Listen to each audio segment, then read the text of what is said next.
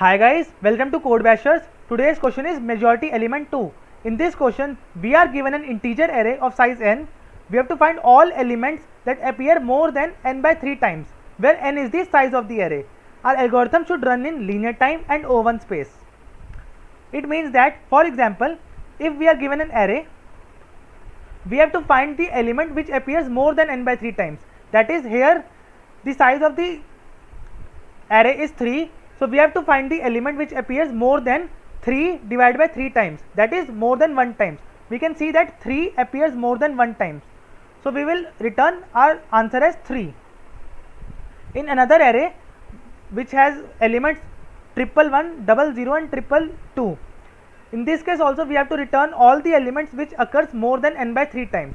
Here n is the size of the array, which is equal to 8. So 8 divided by 3 is 2. So now we have to find all the elements whose frequency are greater than 2 in the array. So we can see that there are two elements, that is 1 and 2, whose frequency are greater than 2. Both frequency is 3, which is greater than 2. So we will return both the answer, that is 1 as well as 2. We have to note that when we are given that we have to find elements greater than n by 3 times occurring in an array, so there can be maximum of two elements which can come more than n by 3 times in an array. Maximum of two elements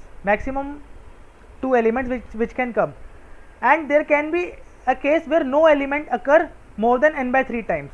Like in this case, we can see that there are two elements occurring more than n by 3 times. So the maximum value is 2, and minimum value will be the case in which our array contains all the unique numbers. So in that case, no element will occur more than n by 3 times. So this was the whole question. Now let's look at the approach of this question. Now this question can be done in three approaches. First is brute force approach, second is little optimized approach, then brute force, and third is Moore voting algorithm, which is the most optimized approach. First we will discuss the brute force approach. In brute force approach, what we have to do, we have to iterate through our array, and at every position we will store the number in a variable and iterate through rest of the array which is remaining and count the frequency of that number in the rest of the array. Like in this example, I have written a small code here, that is, first we will iterate through our array, first loop will iterate through our array, and at every position we will take the element in a variable x, and we will count the frequency of that x in the rest of the array. So what we will do, we have stored x. Now second loop, that is j loop, is used to iterate the rest of the array, and at every index we will check whether it is equal, whether the value at nums j is equal to our x variable or not. If it is equal, then we will increment our count, and at the end of each loop we will check whether that count is greater than nums.size or not, nums.size divided by 3 or not. If it is greater, we will append our answer into the vector. So this was the first approach, but this approach is very time consuming approach. It has very high time complexity since we are using two nested loops. So the time complexity of this approach is O(n) square approach. So another approach is hash map approach. In hash map approach, what we will do, we will iterate through our array and store the frequency of each element in the hash map, and later when we have stored the frequency of each element in the hash map, we will then iterate through our hash map and find the frequency of element which is greater than n by 3. Like in this code, first for loop is used to store the frequency of each element in the hash map, and our second loop is for finding that element whose frequency is greater than our array size divided by 3. If we have found that element, we will append our answer in our vector, otherwise we will not append it. So what is the problem with this approach? In this approach, we have reduced the time complexity to O(n). That is, initially it was O(n) square time complexity, but in this case we have reduced it to O(n), but we have consumed little extra space, that is order of n space we have consumed extra. But in the first case we have used only O1 space. So this hash map approach is little optimized approach, but it is not space optimized approach. So now let's look at Moore's voting algorithm, which is time efficient also and space efficient also. Now we will be looking at the Moore's voting approach. In this approach, it is a linear time approach. I have already written the algorithm on the right side. It is the most efficient algorithm for this type of questions. So now what we will do, I have initialized 4 variables, that is x, y, count x and count y. X will store the majority element 1 and y will store the majority element 2. Count x will store the frequency of first majority element and count y will store the frequency of the second majority element. I have initialized it with -1 because in the beginning we do not have any majority element, and count x and count y are also initialized to 0 because the frequency of the majority elements in the beginning is 0. So now what we will do, we will simply iterate through our array, and at every position we will go through these conditions, and if any one of these condition fulfills, we will do certain operation on our x and y. So let's dry run the code. I will explain you the algorithm using dry run. So at the beginning, when our pointer is at our 0th index, now we know that our count x is 0, count y is 0, x is -1 and y is -1. It means that we have till now not found any majority element, either 1 or 2. So what will happen when our index is 0, this condition will run, that is, if count x double equivalent to 0, our x will become equal to current element and our count x frequency will be updated with 1. That is, now when we are at first index, we have still not found our majority element. So what will happen, our count x, our x will become equal to our current variable, that is current element, and the frequency of count x will become 1 because we have found only 1 till now. So now this has occurred. Now our pointer will move forward. Now at this stage what will happen, at this stage we will check whether the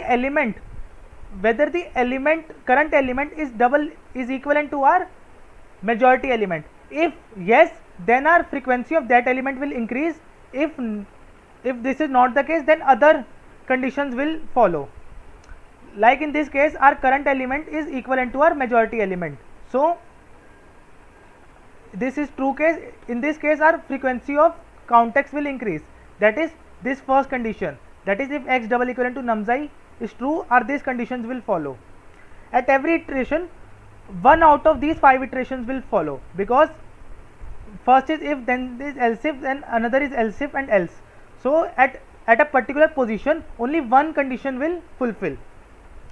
So now our pointer will move to next index.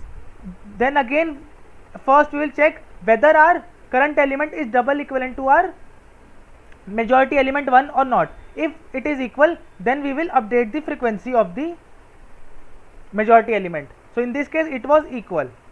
So now what we will do, we will go to another index. Now we will check whether this element, current element, is equivalent to our majority element 1 or not. So in this case it is not equal to our majority element 1. So next we will check whether this element is equivalent to our second majority element or not. So in this case it is also not possible, because we have still not found our second majority element. It's still -1. So next we will check whether the frequency of our first majority element is 0 or not. So in this case the frequency of our first majority element is not 0, that is it is equal to 3. Then we will check whether the frequency of our second majority element is 0 or not. If the majority element is 0, if the frequency of second majority element is 0, we will update the frequency of our second majority element, and we will update our second majority element with that current element. That is, in this case it was 2 and our frequency of the second majority element was 0, that is, we have still not found the second majority element. So in this case we have updated our y, that is, the value of second majority element is updated with the current element, and the frequency of the majority element is increased to 1. Now we will move to next index. Now first we will check whether this value is equal to our first majority element or not. So in this case it is not equal. Then we will check whether the current element is equivalent to our second majority element or not. That is this condition, else if, second condition.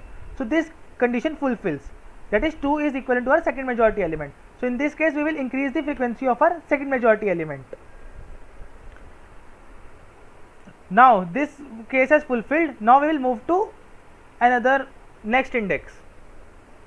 Now again we will check whether the current element is equal to our first majority element or not, whether the current element is equivalent to second majority element or not. In this case both these conditions are false. Then we will check whether the frequency of our current majority element is 0 or not. So it is not 0. Then we will check whether the frequency of our second majority element is 0 or not. So in this case also it is not 0. So we will, these four conditions will not be true. So in the end our else will return, and in the else we will have to decrease the frequency of both the majority elements, that is it became 2 and it became 1. Why this is done? Because we have encountered an element which is neither our first majority element and neither our second majority element. So in this case we will decrease the frequency of both the majority elements. Now we will move to next index. In this case also it is 3 and these four conditions will not be valid and our else will run, that is our current element is not equal to our first majority element as well as not equal to our second majority element. So the frequency will become 1 less than the original frequency. Now our array will move to, our index will move to next position. In this case first we will check whether this element is equivalent to our first majority element or not. So in this case it is not. Then we will check whether this element is equivalent to our second majority element or not. In this case it is false. Then we will check whether the frequency of our first majority element is 0 or not. If it is 0, then we will update the value of x with our current element and increase the frequency of count x with 0. But in this case it is not true. Then we will check this fourth condition, whether the frequency of second majority element is 0 or not. So in this case it is 0. So what we will do, since the frequency is 0, it means that we have still not encountered a perfect second majority element. So in this case what we will do, we will update our second majority element with the current element, and we will update the frequency of second majority element with 1. So this was the condition in this case. Now our array traversal will come to an end, and after our array traversal has come to an end, we will get the values which we get in x and y are the two contenders to become the majority element. I repeat myself, these two values are still not the majority elements, but these two values are the contender to become the majority element, that is 1 and 3. So now once our loop is over, we have two values in x and y. What we will do? We will again iterate through this array. And will count the frequency of x equal to 1 and count the frequency of y equal to 3. And if after the iteration is over, that is once again the array traversal is over, if the frequency of first majority elements comes out to be greater than n by 3, we will append it in our answer, and if the value of second majority element comes out to be greater than n by 3, then we will again append our answer in that case. So we know that maximum of 2 majority elements can be present whose frequency are more than n by 3, and minimum of 0 majority elements can also be present.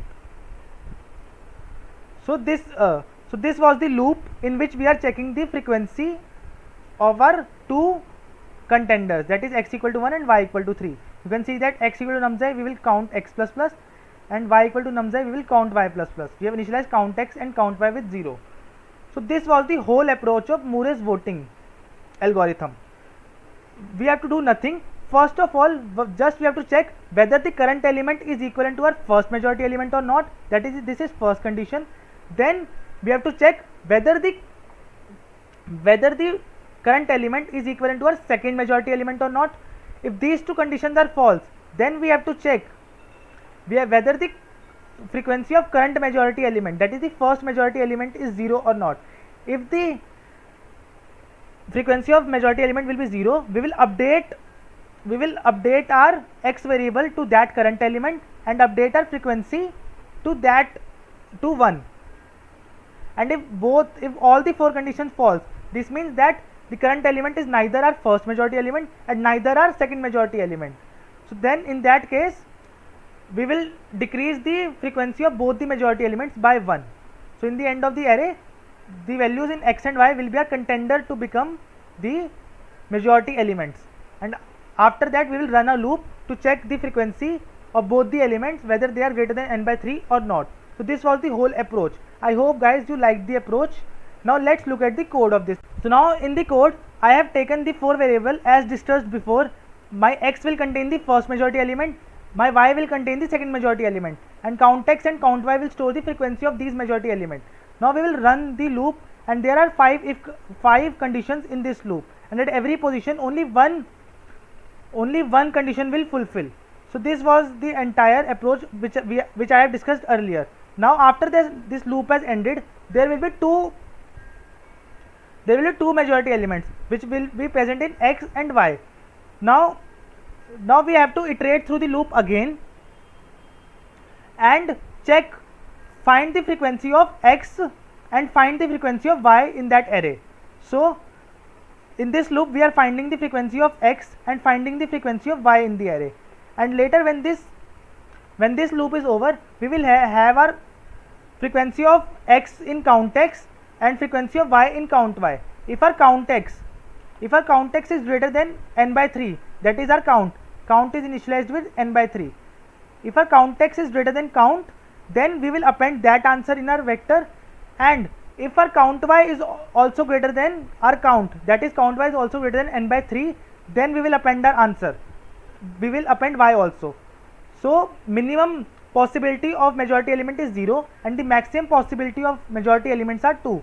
So this was the whole code, and now I will run the code.